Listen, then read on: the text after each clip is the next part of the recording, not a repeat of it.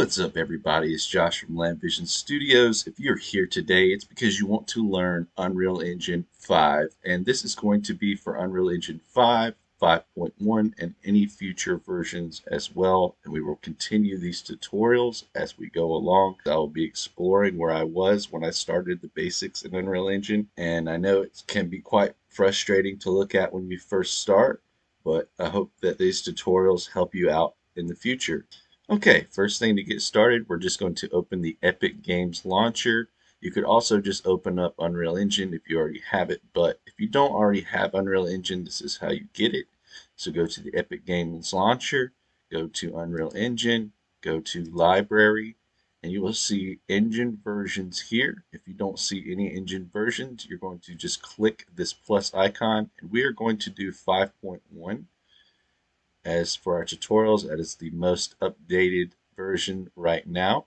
And we will continue to update these tutorials later on as far as what version Unreal Engine is at. So we're going to go to 5.1. If you don't have 5.1 installed, please install it now. We'll wait on that and we'll move on to the next step.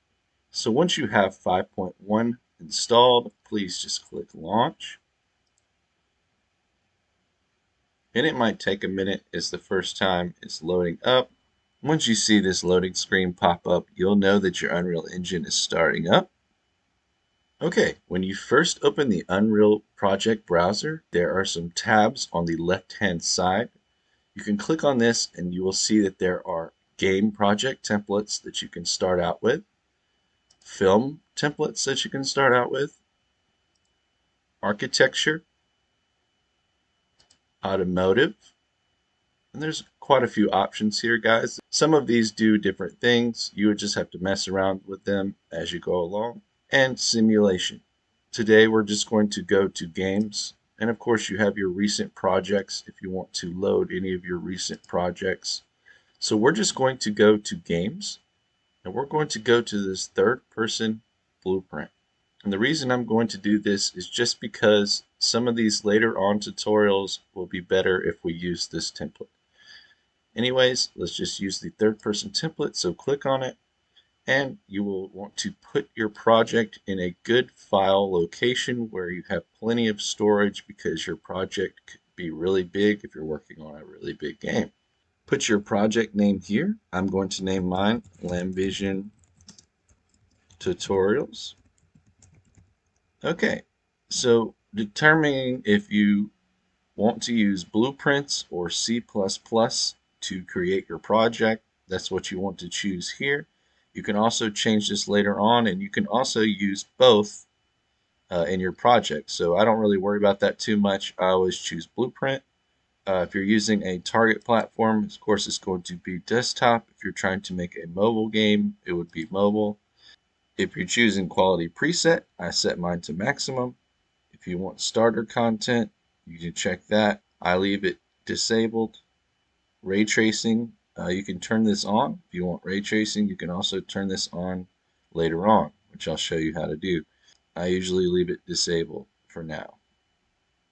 So just click create, and this will create your third person template project. Now keep in mind this is a very basic third person template. It only allows you to run back and forth, jump around. It doesn't give you the ability to shoot or any of that stuff, melee or any of that stuff. It's just a character in a third person world. All right, so once you have your project open, this is what it should look like. This is of course your viewport. You can also click this little icon here. It will give you 4 different viewports. This is from the top, right, and back. And then of course your perspective. You can always change these with this menu here, which I'm going to show you in just a second. So if you want to come back out of this, you're going to have to scroll this over until you see this little box. But you're going to want to do this on this one. So click this little box, and it'll give you your main viewport. So that's how you see your viewports. All right. So now, what I was telling you about perspective, if you come up here to perspective, that is your main perspective. So that's the view that we see now. Now, if you click this again and we go to top, you will see a top view of your map. And of course, it is going to be in this grid view. So, same thing with right.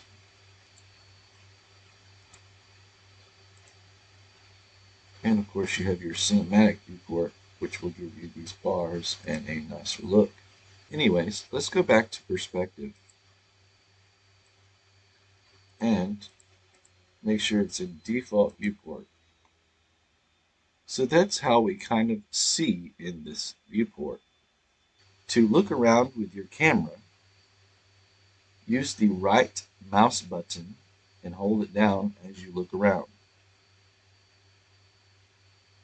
If you want to scroll in or zoom in, you just hold the right mouse button and push forward with your W keys.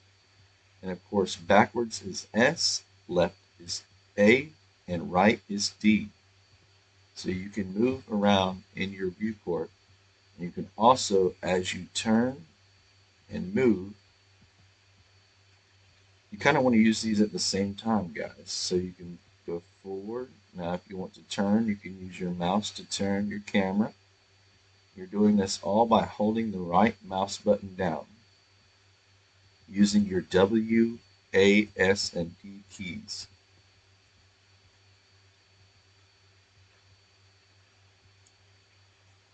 Okay, so you're probably wondering, what's all this stuff?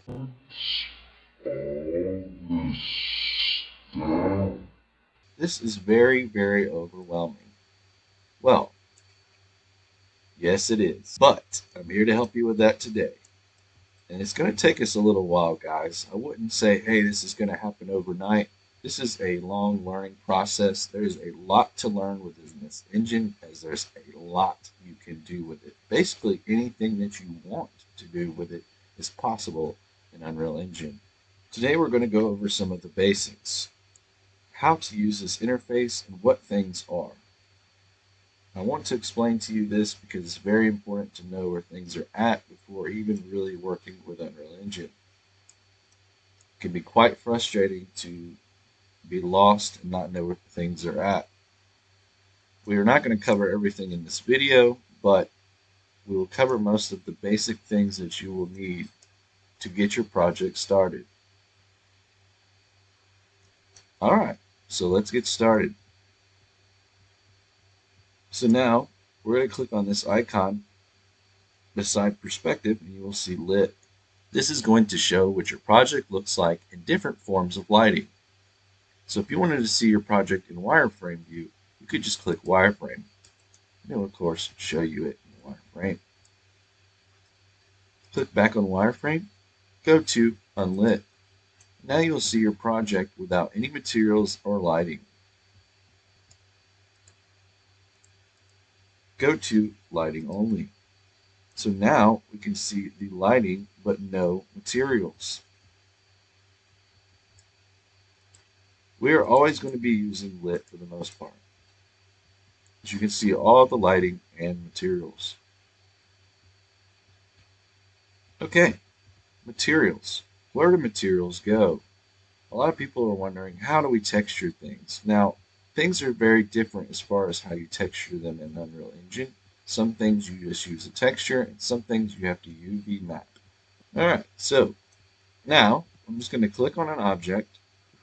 It doesn't matter what. Let's just do one of these cubes. Let's click this cube here as it's nice and straight. Now when you see you click on it, you will get this highlighted box around the object. That means the object, of course, is selected. So you also have this little gizmo here, and this is going to help you move your object around. So when you click on your object, you can move it left. I'm sorry. When you click on your object, you can move it right, you can move it left, and then you want to click these other arrows to go back and forth and up and down. You can also edit this in your transform section of your details. Just go to location And you can see this is the x-axis, the y-axis, and the z-axis. So if we wanted to move it left and right, or back and forth, we could use these, and up and down, of course, to use these as well.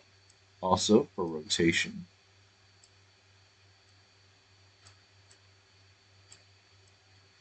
and scale.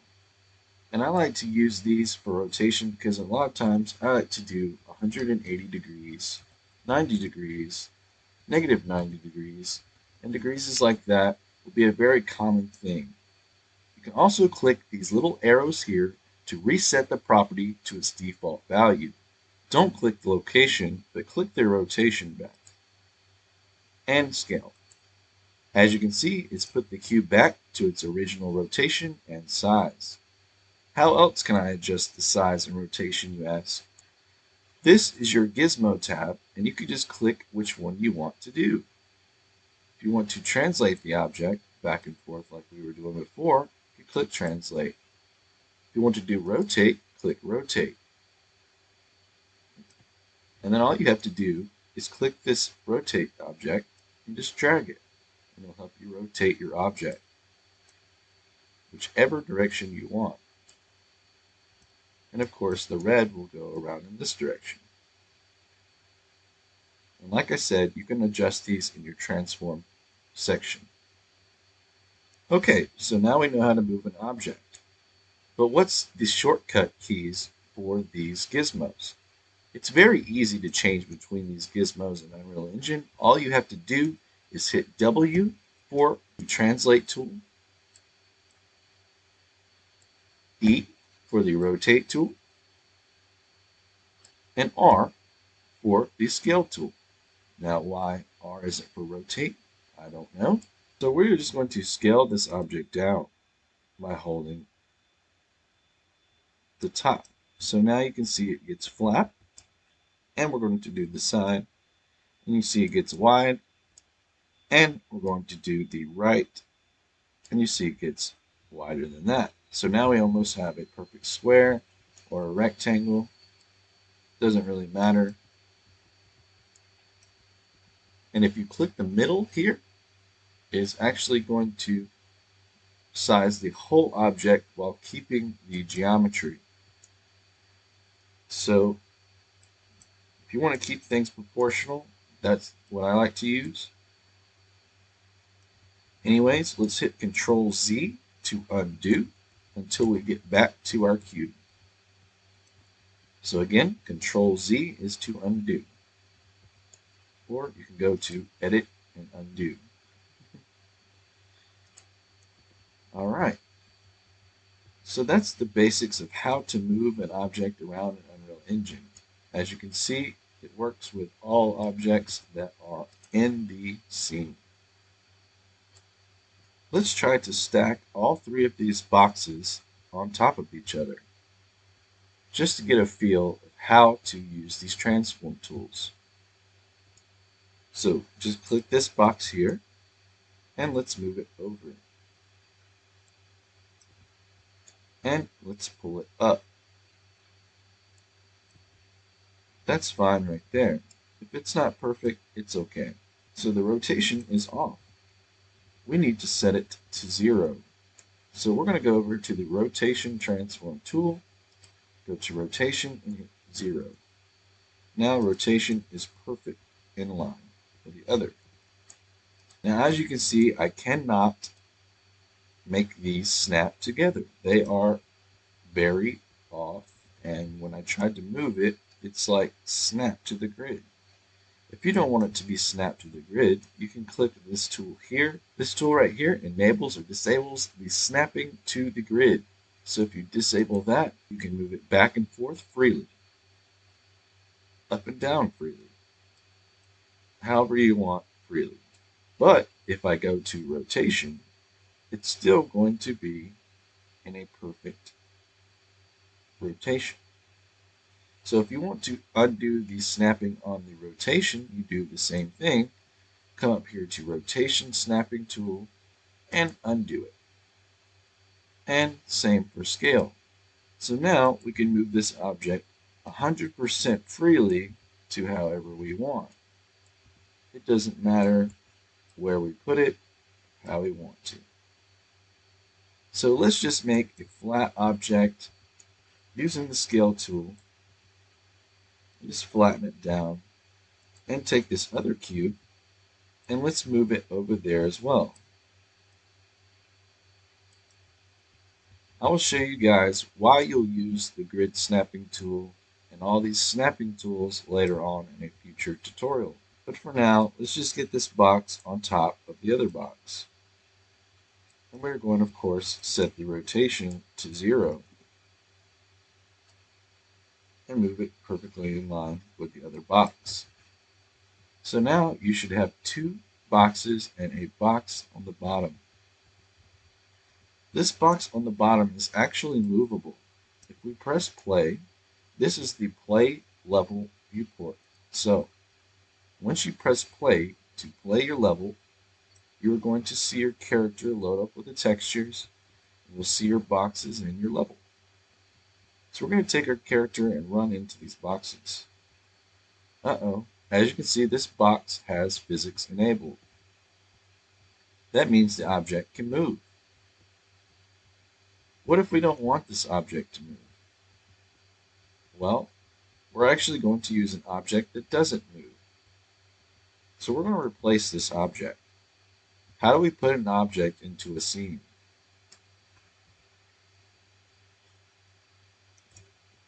Okay, so just click on this object on the bottom and let's delete it. Use the delete key. Now we just want to go to this tab here. You can quickly add to the project with this. You can select this place actors panel, and this will give you a way to place actors faster in the scene, like lights, player start, on, and there's several other things you can use all classes in this place actors panel. We're not going to use that for now. I'll teach you it later. For now, we're going to go to quickly add to the project, and we're going to go down to shapes. Come down to plane. So now we have a plane, and we need this to be at 0. That is the level of the level. As you can see, it's cutting down through the floor. Let's set the location to 0.1.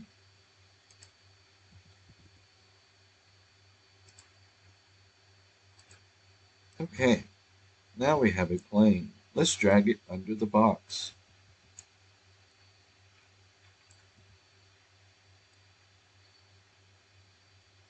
And scale it.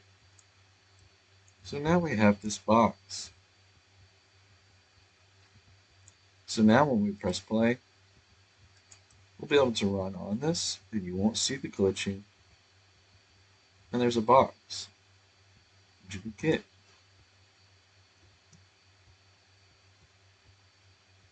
Alright, you can hit escape to back out of that viewport. If you have an object and you want to change what it is, there's several different ways to do this, but the easiest way, if you're just using basic objects and you want to change it on the spot, you will just choose static mesh. The static mesh is the object without the material on it. Of course, you can go to materials, and this is how you switch your materials. So if you wanted to make this a different material, we're just going to select one, and it's going to change it to gray.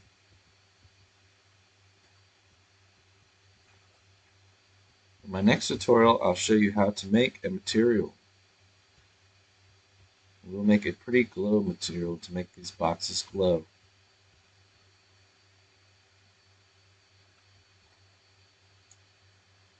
Alright, as I was telling you before, let's come back up here to our snapping tools.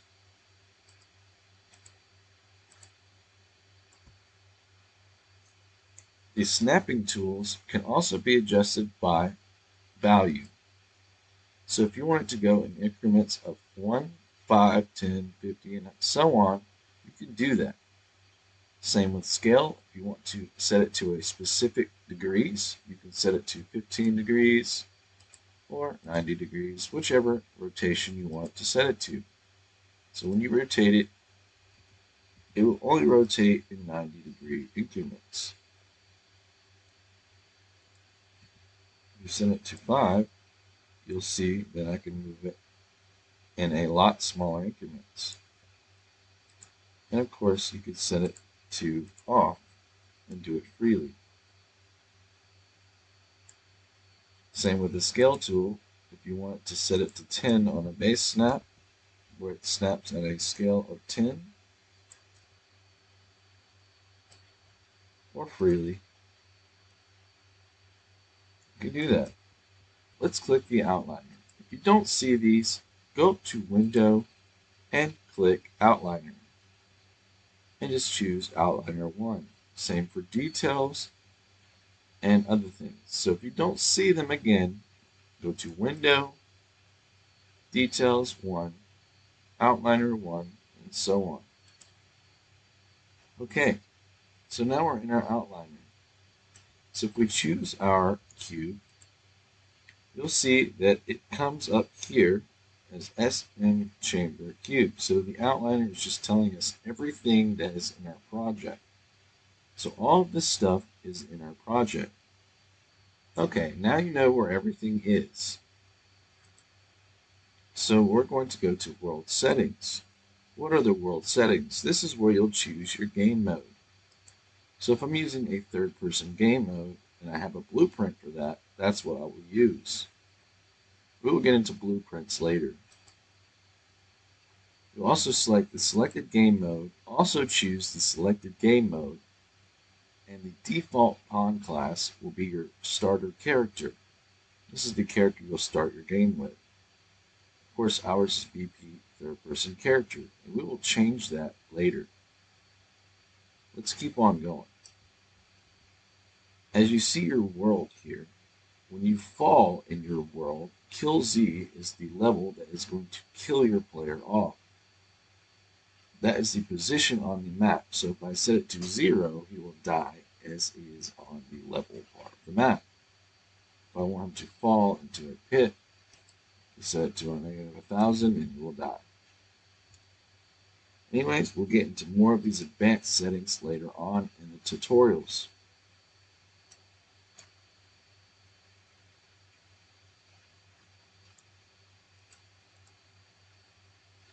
You can also add other shapes like spheres, cylinders, cones. Okay, so there are of course a lot of menus within Unreal Engine, and I know it's a lot to take in at first, but we're going to take a look at some of these drop-down options. We're not going to go into them today. We'll go into each one of them individually in their own tutorials, but these are the main modes of what you can do in Unreal Engine. So, we have our selection mode where we will be selecting and placing our objects. If you have landscape mode, is where you'll create your landscapes. If you have foliage mode, is where you'll put your foliage, which is your grass, your trees, any kind of wildlife plants, and things like that. You have mesh paint, which you can paint your meshes. Modeling. Modeling is great and probably one of the strongest tools I've ever used in my entire life. Honestly, like some of it better than Blender, but there's Blender things that you can do that you can't do in this. But anyways, modeling is very, very great. You will want to use this, and I will show you guys how to use this later on. The fracture tool is if you want to have explosions or any kind of particle systems within your level. Say if you want to make an object break and blow up, this is where you do that. Okay.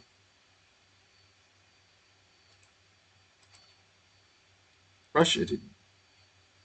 We can always edit our brushes, and we're not going to do that. And animation. So if you want to do animations, poses, and all that stuff, this is where you will do that. Alright. The last and final thing, which I probably should have went over first, but is very important, is your content drawer. This is where all of your items of your project are stored. As you can see, I have filters activated. We want to disable that static mesh filter if there's any filters activated. What a filter does, of course, is just filters out things to keep things more organized. All right, so all these files here are your project files, and most of your project files will be in your content folder. If not all of your files will be in your content folder.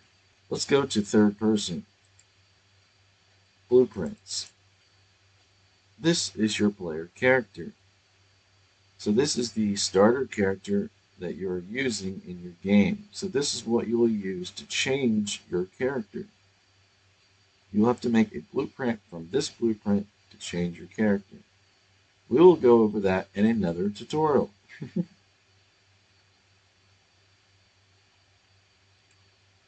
This is also where you'll keep all your assets and things for your project so you can easily drag and drop them into your project.